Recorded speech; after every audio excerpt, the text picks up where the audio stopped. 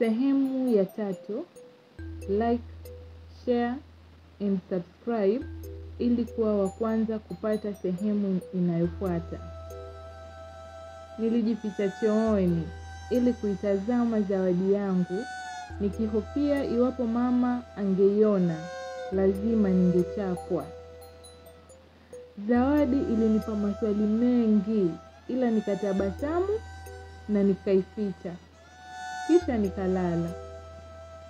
Jumatano jioni niliamua kumwambia binamu yangu Kadzo aningoje, maana nilikuwa na wasiwasi mno.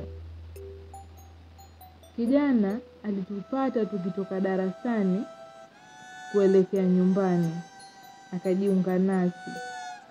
Tulipofika pale kwa zile calabash, akamuomba Kadzo atupe muda kidogo. "Uniamini?" akauliza kwa upole, akinitazama machoni.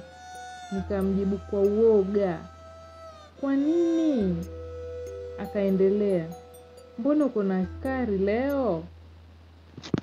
"Ni kazini yangu, hana shida." Akanyamaza kama dakika moja. "Zawadi uliipenda? Mbona ukamua zawadi ile?" Nilimjibu nikishikashika majani ya mti.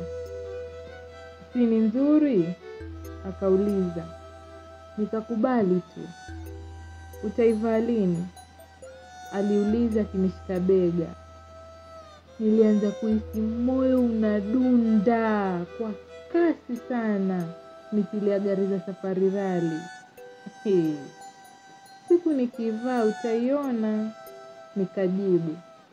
Akaendelea, "Betty, kuna disco hii Saturday pale center. Utakuja?" Alijua wazi napenda kudance sana. "Sidhani kama nitaruhusiwa." "Jaribu tafadhali," huku akinipapasa sikio. Niliitikia haraka ile aniwache. "Sawa basi, vile uko na askari, mimi naona niwaache muende. Ama wasemaje?" Huku akinikaribia, nikamjibu, "Poa. Betty, hivi karibuni nitakuwa nakalia mtihani wangu wa mwisho. Usinibwage Jumamosi." Kwa dakika moja niliwaza kimoyomoyo, huyu anamaanisha nini? Kisha nikamwambia, "Sitokubwaga." "Promise?" akauliza. Nikamjibu, "Promise." Akasmile na kujaribu kunivuta kifuani, ila kabla hatujakumbatiana, kazini yangu Kadzo akapaza sauti, "Betty, mimi nakuacha." Akakatizia hug. Kijana akaniambia, "Bye Betty, tukutane disco." Ijumaa tukitoka shule, ilibidi nimueleze Kadzo story ya kuenda disco. Kadzo alikuwa pia ashapata fununu kuna ngoma, na alikuwa anapenda sana. Kwanza tukijua kuna Hamadi Madisco, bas hiyo ni kosa uchekwe. Hamadi Madisco alikuwa kijana ambaye alifanya disco ziwe na utamu wa kipekee kwa miondoko yake na miguu yake ya pamba. "Kadzo, mama hata niruhusu. Mimi namjua, sijui nifanyeje na sitaki kukosa." Kadzo alinicheka kwa nguvu tena kwa kejeli. Tulitazamana na kuangua kicheko. "Hivi nywele zimekusimama, kisa ni yule Black Mamba akaniuliza kicheka.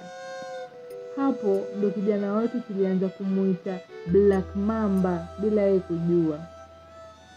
Acha tuambie kina Taifa, wakimwomba ruhusa anti, najua tutaenda sote. Tukacheka na kutia tano. Nikajua bas, safari ishaiva hii. Taifa alikuwa ni cousin pia, na alikuwa darasa moja na Black Mamba, pamoja na nkoli yetu mwingine Omarika. Taifa alikubali kuomba ruhusa kwa mama, japo haikuwa rahisi, ila mwisho alikubaliwa kwa masharti makali. Kadzo alitaka nimueleze kila kitu. Sikuwa na budi, nikamuonyesha hadi zawadi. Alinicheka Hatutaivaa ione? Akauliza. Nikamjibu ndio. Akaendelea kucheka, kisha akasema, chunga sana na huyo Black Mamba, simuamini. Kazo alikuwa mkubwa wangu na miaka 3 hivi. Tulianza kujiandaa kwa ajili ya kwenda disco. Nikatoa nguo zangu ndani ya sanduku, skirt na blouse za viscose za maua ya pink. Nilipenda sana hii nguo. Nikazikagua na kuziweka vizuri. Hiyo siku Kazo alikuja, tukalala chumbani mwangu pamoja. Stories zilikuwa ni za Black Mamba tu. Haya, tulale basi, tungoje kesho disco. Kazo akaongea akipiga miayo. Ili nichukua lisali zima nikiwazia disco kutakuwaje, nisijue masharti ya ningojayo. Ila moyoni nilijiambia disco ni kesho. Nikalala.